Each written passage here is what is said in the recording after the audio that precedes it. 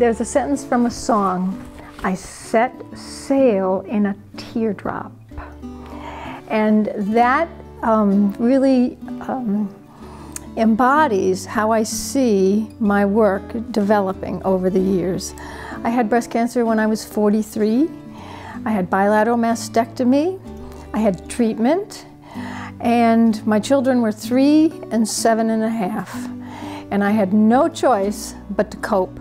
That whole experience has informed what I do today. I started consulting to California Pacific Medical Center back in 1999. And at that time, I helped develop 2 particular groups. An ongoing group for anyone that's diagnosed with breast cancer stages 0 to 3. And I also, later on, developed a group for women that have stage 4 breast cancer.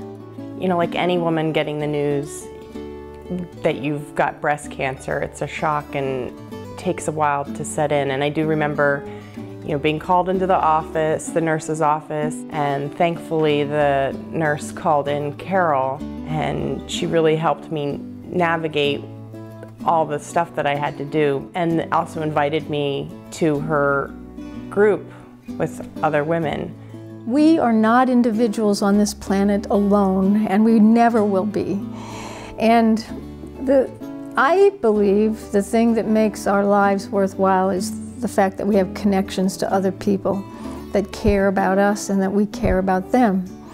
So my goal in a support group is to facilitate connections between and among people.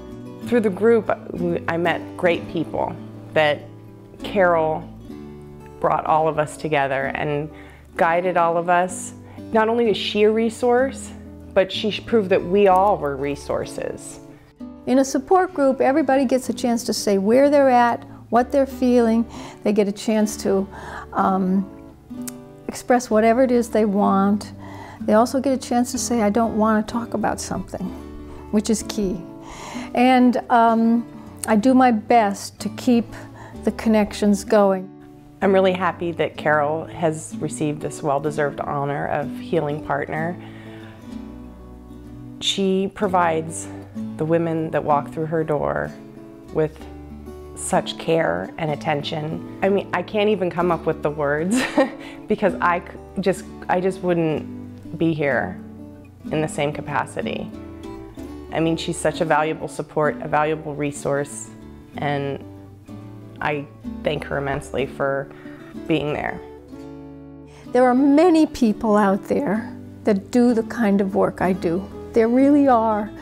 And I do what works. I do what I think works. Sometimes it works, sometimes it doesn't.